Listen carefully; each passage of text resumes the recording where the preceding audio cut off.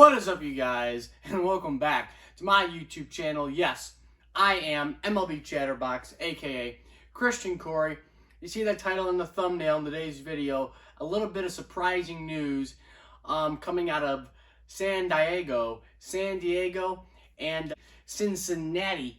That is where some big news has transpired past couple of days. Also in our nation's capital, there is some news there too.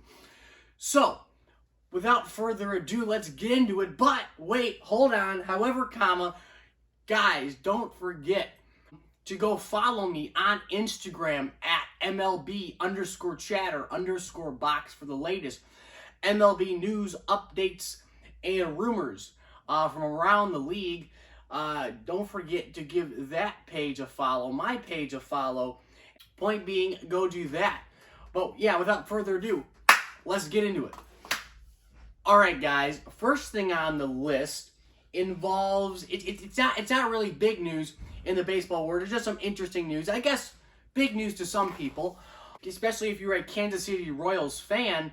Yes, it involves the Royals. We have not talked about the Royals here on the channel at all this year, and this is a one-time we will here in 2020, and that is because their outfielder, their veteran outfielder, Alex Gordon, has decided to retire after the 2020 season at the tender age, not really tender, I should say, the youthful age of 36 years old. So I was just kind of looking over the stats of Mr. Alex Gordon here, and I just want to see how he's done over his career. He's a solid player. He's not a superstar player, never really was, but I guess you could say he was a superstar to the people and the fans in Kansas City.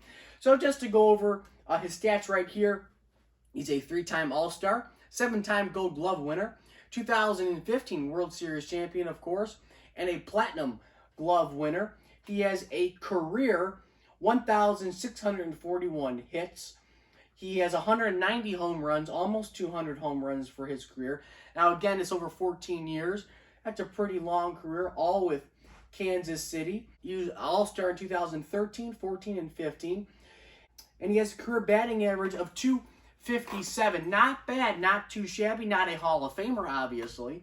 But good career for Alex Gordon. Solid career. You can't argue with those numbers. He's been a solid player. He played 14 years, especially nowadays with the same team. You kind of would have thought him and Hosmer would have done that as a duo. But Hosmer obviously went to sunny California in San Diego. But 14 years as a Kansas City Royal, won a world championship. You can't argue with that. So congratulations to Alex Gordon on a great career. All right, topic number 2 in today's video involves the defending World Series champions, Washington Nationals. And yes, why are we talking about, leading off the video was talking about 2 of the worst teams in professional baseball. Well, we know why we talked about the Royals. Now we're going to talk about the Nationals, the defending World Series champions. They still are holding that title. Point being is that the Nationals have decided to bring back manager Dave Roberts. Now, on the surface, it's not a gigantic move, but, you know, it's a good story. I think, realistically, I think it was a good job that the Nationals decided to bring back manager Dave Roberts. I know they have had a terrible season, awful season for the World Series champions, the defending World Series champions. But you know what? Hey, you bring him back. Basically what happened is that it wasn't his contract was up, is that he had I think it was a club option, and they decided to pick up that club option for next year, and they are currently, right now as we speak, negotiating a new contract and an extension for Dave Roberts in the nation's capital, to keep him in the nation's capital. So, you know what? I think that's a good move by the Nationals. I mean, hey, I know you guys suck this year. I know you guys been terrible, but you know what? When you have a chance to bring back the one guy that has brought you back a World Series championship to the city of Washington, D.C. since 1924, that was the last time a baseball team has won a World Series championship in our nation's capital. Of course, that was the Washington Senators. But I think it's good when you decide to bring back a guy of that caliber in Dave Roberts. I think he's still a great manager, just had a lot of unfortunate situations this year in 2020, and everybody, it's just been an off year, so no big surprise. Won't have a repeat World Series champion, but still a good move. Still a good move by the Nats. All right, topic number 3 on the list. This is bad news. Bad news for the Padres. Bad news for the Friars. So basically, Mike Clevinger, you probably have already heard, Mike Clevinger is on the 10-day DL with, they're calling this, is what they're calling it, a sprained ligament in the elbow. A sprained ligament in the elbow. That doesn't sound good. Anything, again, I've said it here before on the channel, same thing with Verlander with the Tommy John thing. First they thought it was a forearm, then it turned out to be an elbow, then he had Tommy John. Anytime you have an elbow issue with a pitcher, it is never, never, never a good thing. Never a good sign. It's a sign for bad things to come in the future. So, this is from MLBTradeRumors.com. This is kind of the event and how it all led up to him having this elbow injury and what they expect from Clevinger in the near future. And most definitely hoping he can come back and pitch in the postseason for the Padres. But the question is when and if. That's the other thing, is if he will pitch in the postseason.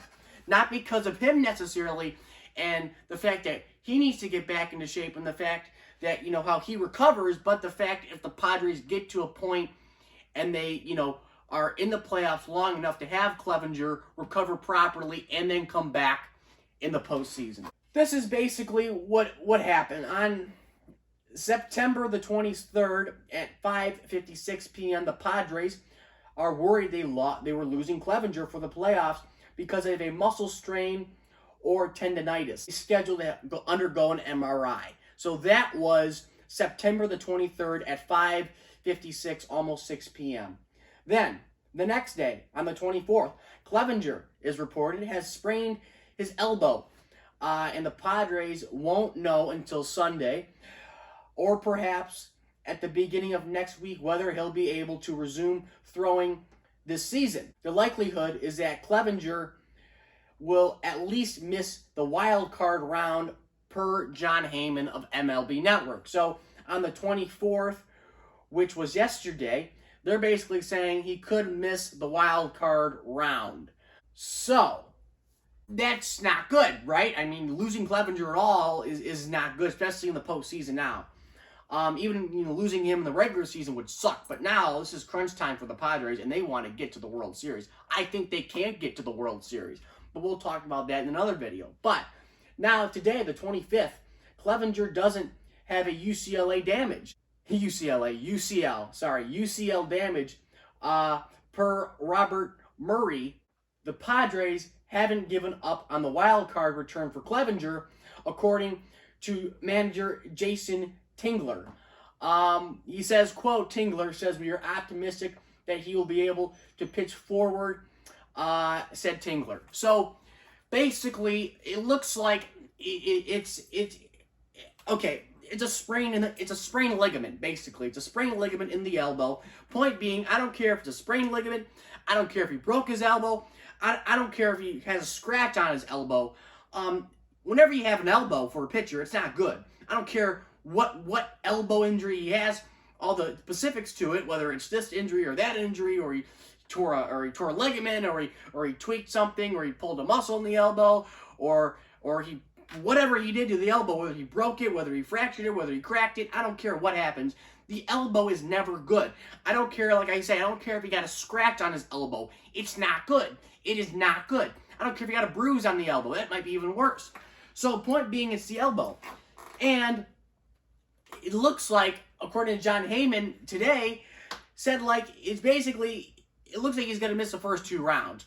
I mean, this was today at 3:55 Pacific Standard Time. So that's when this article was written and released on MLBTradeRumors.com. And for what I saw earlier today, I don't remember exactly what time it was, probably around 1 or 2, that John Heyman said he might be out for the first 2 rounds, or at least that was reported. So point being is that this is not good for the Padres. The Padres need him to be ready and raring to go for the postseason. This is their shot. This is their one opportunity. They can't let it slip. I know I'm starting to sound like Eminem, but point being is that this is not good for the Padres. Padres need him back ASAP. I'm talking quick as possible. I mean, if you really got to throw him out there and kind of risk an injury, I would do it. I mean, selfishly, as a Padres fan, if I was a Padres fan, I should say, if I was a Padres fan, and if I was a San Diego Padres, selfishly, I'd say, yeah, you go out there, you do it. You go pitch. If you feel 60%, go do it. This is why we got you. This is why we got you. You might not be here next year. So point being is that they need him right now. Now is the time to shine for Clevinger. Him and the Padres have to figure out this elbow thing, because it ain't going to look good if he's not in the playoffs for the Padres. I don't think the Padres will do nearly as good without Clevinger, because, you know, their pitching has been great.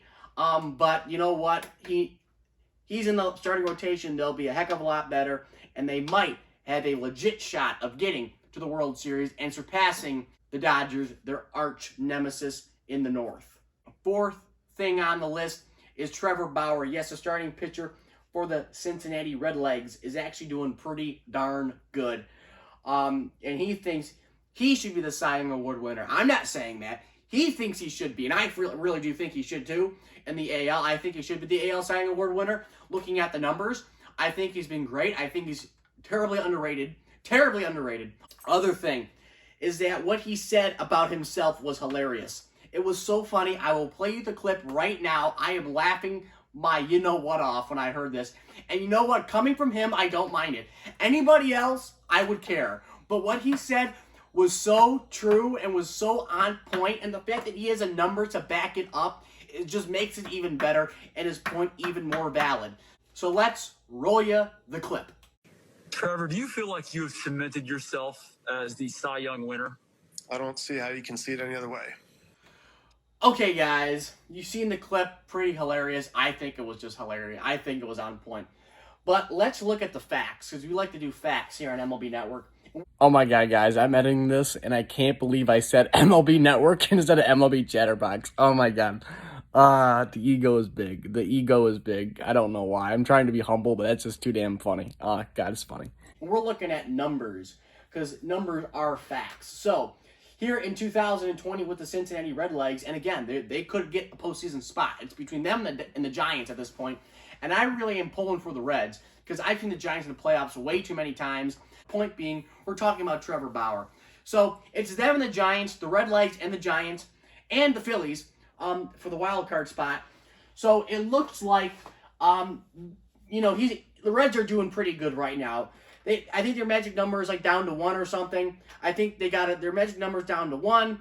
I think the Brewers have to lose and somebody else has to lose for them to make the playoffs. So everything has to line up tonight when it comes to the Redlegs to make the playoffs. But when it comes to Trevor Bauer and his comments, again, spot on, great. Let's look at the numbers. He's 5-4. Okay, 5-4 off the bat does not look sexy. It doesn't look sexy. I don't care who you are. It does not look good. But what is sexy is his ERA. Oh my God, I did not realize how great his ERA was. 1.73. I mean, you got an ERA. You got an ERA under 2. I don't care if you play 30 games. That is great. I don't care who you are. You play how many games? You play 20 or 60 games, 50 games. You have an ERA under 2. That is spectacular. That is spectacular. He is leading the league in ERA. Has he ever won an ERA title? No. He's only had 1 All-Star appearance. That is it. Point being is that Trevor Bauer is rocking and rolling in Sin City. I mean, he has 73 innings pitched. He's only given up 14 earned runs, 17 runs in total, so basically 14 earned runs. Basically, 4 of those runs were unearned for Bauer. But point being, and he has 100 strikeouts this year, again, leading the league. This is just great for Bauer. I think what he said was spot on. I don't mind it at all because Trevor Bauer is an absolute savage. he's rocking and rolling in Cincinnati, and I hope he gets to the playoffs and pushes that team Cincinnati in the right direction here in 2020. I hope they make the playoffs for the sake of the loyal fans in Cincinnati, because they haven't been there in a long time, since like 2012 or something, or 13. So I really hope that they get to the playoffs and Bauer pushes them deep into October. So that is all I got for you today in the video. As always, guys, I hope you enjoyed the video. If you in fact did, drop a thumbs up on it. Comment down below your thoughts on these 4 topics we talked about: on Alex Gordon retiring, Nats bringing back Dave Robert, Padres possibly losing Clevinger for the postseason, and Trevor Bauer and the Reds are making the postseason, and Trevor Bauer possibly winning the Cy Young. So, as always, guys, like, comment, subscribe, hit that sub button, ring that bell, because ringing the bell is absolutely awesome. It is cool. It is dope. Do that. Do those things. And as always, guys, I'm going to catch you guys later.